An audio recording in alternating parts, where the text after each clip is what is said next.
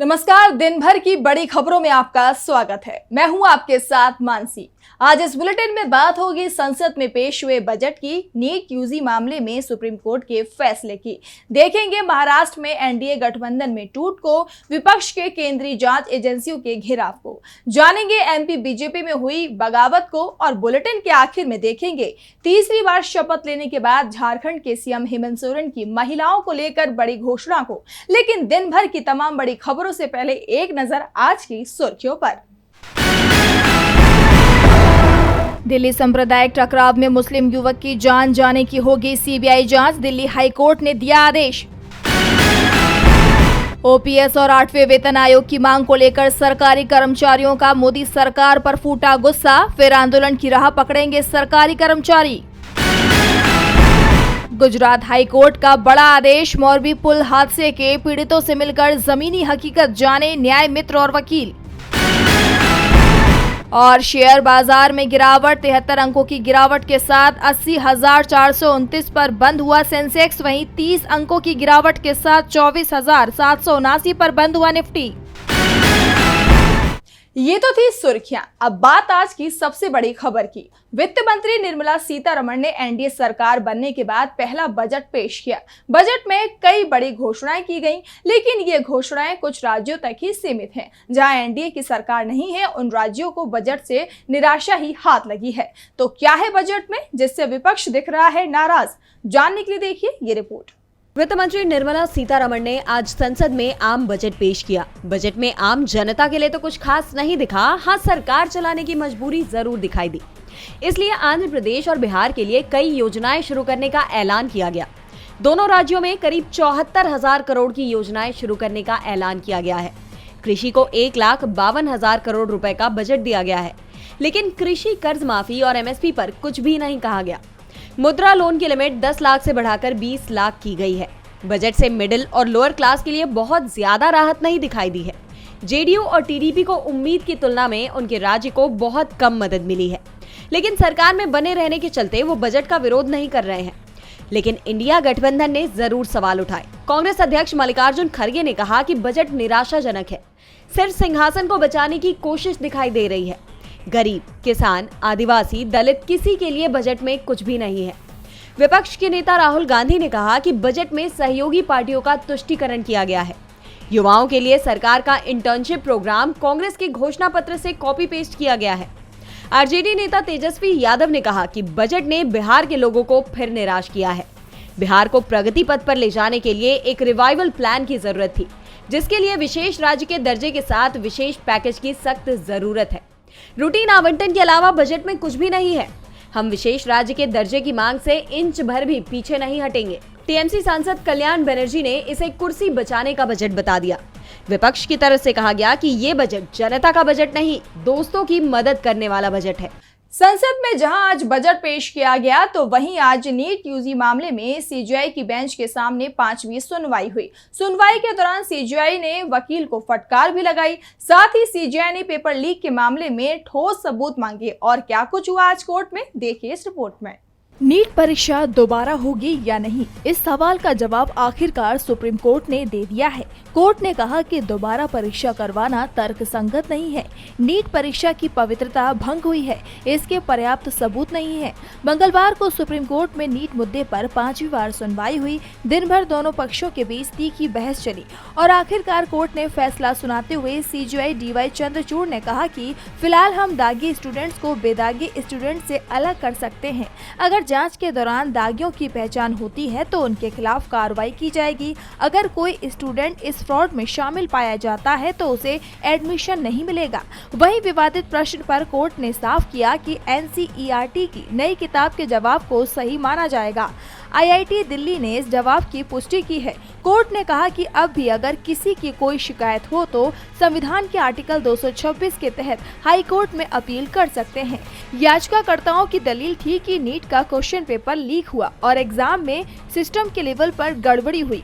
इसीलिए री एग्जाम ही एकमात्र रास्ता है। लेकिन कोर्ट ने ये कहते हुए री एग्जाम से इनकार कर दिया कि इस फैसले का 20 लाख छात्रों पर गंभीर असर पड़ सकता है, जिनमें मेडिकल एंट्रेंस एग्जाम को खत्म करने से लेकर भविष्य में डॉक्टरों पर लोगों के भरोसे डगमगाना भी शामिल है। बहरहाल अब बुधवार से नीट यूजी की काउंसलिंग प्रक्रिया भी शुरू हो रही है। नीट पर तो सुप्रीम कोर्ट ने फैसला सुना दिया, लेकिन महाराष्ट्र में महायुति में चल रहे टकराव को लेकर अभी कोई फैसला नहीं हो पाया है। महायुति में टूट की खबरें लगातार सामने आ रही हैं और अब एनसीपी प्रमुख अजित पवार ने बीजेपी को चौंका दिया है, जिसके बाद प्रदेश में एनडीए गठबंधन संकट में नजर आ रहा है। तो क्या है पूरा मामला, देखिए इस रिपोर्ट में। महाराष्ट्र एनडीए में तनाव बढ़ता ही जा रहा है। लोकसभा चुनाव के बाद से एनडीए गठबंधन में शुरू हुआ टकराव थमने का नाम नहीं ले रहा। आगामी विधानसभा चुनाव के लिए राजनीतिक दलों ने अभी से अपनी तैयारी शुरू कर दी है। इसी कड़ी में अजित पवार की पार्टी ने अहमदनगर जिले के क्षेत्रों में अजित पवार के दौरे के दौरान लड़की बहन योजना के पोस्टर लगाए। इन पोस्टरों में अजित पवार की तस्वीरें तो थी, लेकिन सीएम का जिक्र तक नहीं था। उप मुख्यमंत्री व वित्त मंत्री अजित पवार ने पिछले महीने ही विधानसभा में अपने बजट भाषण में मुख्यमंत्री माझी लाडकी बहन योजना की घोषणा की थी और जब अजित पवार यहां पहुंचे तो उन्होंने महिलाओं को, जनता को संबोधित किया, लेकिन उनके भाषण में भी इस योजना से मुख्यमंत्री शब्द नदारद रहा। तो उनके जन्मदिन पर 5 मंजिला केक काटा गया, जिसमें लिखा था, मैं अजित आशा अनंतराव पवार को महाराष्ट्र राज्य के मुख्यमंत्री के रूप में शपथ लेता हूँ। इस संदेश ने भी खूब सुर्खियां बटोरी। इस बीच देवेंद्र फडणवीस के बयान पर भी सियासत छिड़ गई। एक तरफ जहां शिंदे समर्थक एकनाथ शिंदे के नेतृत्व में चुनाव लड़ने की बात कर रहे हैं, तो वहीं फडणवीस ने मुख्यमंत्री पद को लेकर कहा कि कार्यकर्ता मुझसे पूछते हैं कि मुख्यमंत्री कौन होगा। मैं कहता हूं मुख्यमंत्री महायुति का होगा। इसके बाद ये मत पूछिए कि मुख्यमंत्री कौन होगा। जिसके बाद अब एनडीए गठबंधन में सीएम पद को लेकर घमासान छिड़ता हुआ नजर आ रहा है। कयास लगाए जा रहे हैं कि इस बार का चुनाव महायुति एक साथ नहीं लड़ पाएगा। गठबंधन की अंतरकलह ही उस पर भारी पड़ती हुई नजर आ रही है, जिसका फायदा विपक्ष के महाविकास अघाड़ी को जरूर मिल सकता है। जैसे जैसे चुनाव नजदीक आ रहे हैं, वैसे वैसे महाराष्ट्र के बदलते सियासी समीकरण ने बीजेपी की चिंता को और भी ज्यादा बढ़ा दिया है। तो वहीं अब केंद्रीय जांच एजेंसियों की भी चिंता बढ़ती हुई दिखाई दे रही है। कर्नाटक में ईडी के 2 अधिकारियों के खिलाफ एफआईआर दर्ज हुई है। तो क्या है पूरा मामला, देखिए इस रिपोर्ट में। मोदी सरकार पर केंद्रीय एजेंसियों के दुरुपयोग के आरोप लंबे वक्त से लगते आए हैं, लेकिन अब विपक्ष ने केंद्रीय एजेंसियों को ही अपने निशाने पर ले लिया है। ईडी के खिलाफ एफआईआर दर्ज हो गई है। ये एफआईआर कर्नाटक पुलिस ने दर्ज की है। कर्नाटक के एक सीनियर सरकारी अधिकारी ने ईडी के 2 अधिकारियों के खिलाफ केस दर्ज कराया है। अपनी शिकायत में उन्होंने ईडी अधिकारियों पर मुख्यमंत्री सिद्धारमैया, राज्य के एक पूर्व मंत्री और कुछ अन्य लोगों को वाल्मीकि निगम घोटाले में फंसाने के लिए मजबूर करने का गंभीर आरोप लगाया है। राज्य के समाज कल्याण विभाग के अतिरिक्त निदेशक कलेश बी ने आरोप लगाया कि ईडी अधिकारियों ने उनसे मुख्यमंत्री और पूर्व मंत्री बी नागेंद्र का नाम लेने को कहा। इसके साथ ही कुछ अन्य लोगों का नाम लेने को कहा गया। मना करने पर दबाव भी बनाया, जिसके बाद कर्नाटक कांग्रेस ने मंगलवार को ईडी अधिकारियों की कथित मनमानी कार्रवाई के खिलाफ विरोध प्रदर्शन किया। कर्नाटक डिप्टी सीएम डीके शिवकुमार ने कहा कि वाल्मीकि निगम मामले में मुख्यमंत्री और कर्नाटक सरकार को फंसाने की कोशिश हो रही है। बता दें कि ये पहली बार नहीं है जब किसी केंद्रीय एजेंसी के खिलाफ केस दर्ज हुआ हो। इससे पहले पश्चिम बंगाल में सीबीआई पर केस दर्ज हो चुका है और अब कर्नाटक से भी ऐसा ही मामला सामने आया है। पुलिस ने ईडी के अफसरों के खिलाफ मामला दर्ज करते हुए जांच भी शुरू कर दी है, जिसके बाद विपक्ष हावी नजर आ रहा है तो ईडी दबाव में। अब की बार ईडी ने कर्नाटक सरकार को निशाना बनाया है तो खुद ही मुसीबत में अब बीजेपी फंसती दिख रही है। दूसरी तरफ बीजेपी की मुसीबत जरूर बढ़ती दिखाई दे रही है। एमपी में बीजेपी में बगावती सुर सुनाई दे रहे हैं। तो क्या है पूरी खबर, देखिए इस रिपोर्ट में। मध्य प्रदेश की सियासत इस वक्त गरमाई हुई है। बीजेपी में रार की खबरें सामने आ रही हैं। बीजेपी के अंदर खाने मची रार अब खुलकर सामने आ रही है, जिससे पीएम मोदी भी चिंता में नजर आ रहे हैं। मध्य प्रदेश में बीजेपी सरकार में कैबिनेट मंत्री नागर सिंह चौहान वन मंत्रालय छीने जाने से नाराज हो गए हैं। ऐसे में नागर सिंह चौहान ने सीएम मोहन यादव सरकार की मुश्किलें बढ़ा दी हैं। उन्होंने बगावती तेवर अपनाते हुए बीजेपी को बड़ी धमकी दे दी है। उन्होंने मंत्री पद छोड़ने का सार्वजनिक रूप से ऐलान कर दिया है, जिसके बाद से बीजेपी में हलचल मच गई है। बता दें कि ये मंत्रालय कांग्रेस से बीजेपी में शामिल हुए रामनिवास रावत को दिया गया है, जिसके बाद से बीजेपी एमपी में टकराव की स्थिति देखने को मिल रही है। नागर सिंह ने कहा कि अगर बीजेपी के संगठन के नेता उनकी चिंताओं पर सकारात्मक जवाब नहीं दे पाए तो उनकी पत्नी अनीता सिंह चौहान भी ऐसा करेंगी। और रतलाम सांसद का पद छोड़ देंगी। नागर सिंह मध्य प्रदेश के बड़े आदिवासी नेता हैं।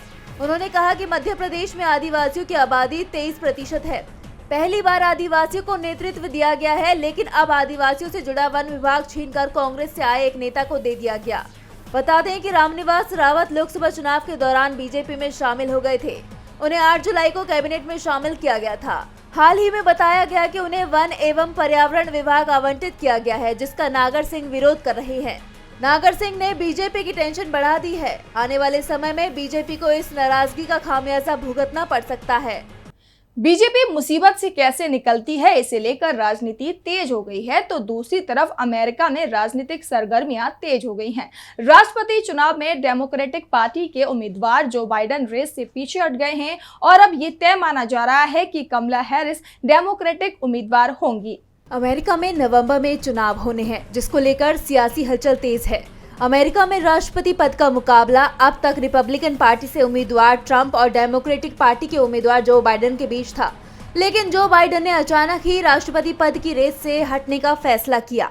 उन्होंने कमला हैरिस को समर्थन कर दिया, जिसके बाद कमला हैरिस के लिए डेमोक्रेटिक पार्टी के अंदर डेलीगेट्स का समर्थन हासिल करने की चुनौती थी।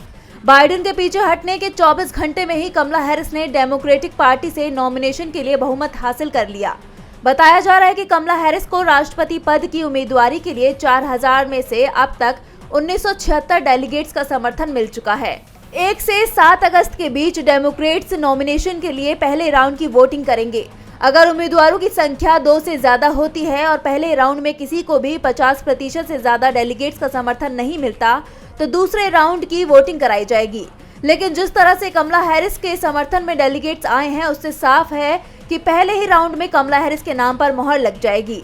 बताया ये भी जा रहा है कि बाइडेन के पीछे हटने के बाद कमला हैरिस ने समर्थन जुटाने के लिए 10 घंटे तक लोगों से बातचीत की। इस दौरान उन्होंने पूर्व राष्ट्रपति बराक ओबामा और बिल क्लिंटन के साथ साथ पूर्व विदेश मंत्री हिलेरी क्लिंटन से भी बात की। कश्मीर पर पाक समर्थन अलेक्जेंड्रिया ओकासियो-कोर्टेज, डेमोक्रेटिक सांसद कोरी बुश और इल्हान उमर ने भी उपराष्ट्रपति कमला हैरिस को समर्थन दिया है। और बुलेटिन के आखिर में बात झारखंड सरकार के बड़े फैसले की। तीसरी बार शपथ लेने के बाद झारखंड के CM Hemant Soren action mode में नजर आ रहे हैं। सीएम हेमंत सोरेन ने राज्य की महिलाओं के लिए बड़ा ऐलान किया है। बंगाल की तर्ज पर अब झारखंड सरकार भी महिलाओं के लिए सौगात लेकर आई है। तो क्या है ये ऐलान, जानने के लिए देखिए ये रिपोर्ट। झारखंड की हेमंत सोरेन सरकार ने राज्य की आधी आबादी के लिए बड़ी घोषणा की है। बता दें कि झारखंड सरकार ने राज्य की महिलाओं के लिए सम्मान राशि की घोषणा की है। दरअसल सीएम हेमंत सोरेन साहिबगंज के राजमहल में 1 दिवसीय दौरे के लिए अपने विधानसभा क्षेत्र बरहट पहुंचे थे। यहां सीएम सोरेन ने ऐलान किया कि उनकी सरकार राज्य की 21 से 50 वर्ष तक की महिलाओं को हर महीने 1000 रुपए की सम्मान राशि मुहैया कराएगी। इसके आवेदन लेने के लिए पूरे राज्य में बहुत जल्द विशेष कैंप लगाए जाएंगे। बता दें कि पश्चिम बंगाल में भी इसी तर्ज पर लक्ष्मी भंडार योजना जारी है, जिसके तहत बंगाल की 25 से 60 साल तक की महिलाओं को 1000 और 1200 रुपए दिए जाते हैं, जहां सामान्य परिवार की महिलाओं को 1000 और बाकी वर्गों की महिलाओं को 1200 रुपए हर माह दिए जाते हैं। इस ऐलान के बाद हेमंत सोरेन ने कहा कि राज्य की महिलाओं के सशक्तिकरण के संकल्प के साथ हम काम कर रहे हैं। उन्होंने आगे कहा कि दिखावे के लिए काम नहीं होना चाहिए। तो आज इस बुलेटिन में इतना ही। आप देखते रहिए डीबी लाइव। नमस्कार।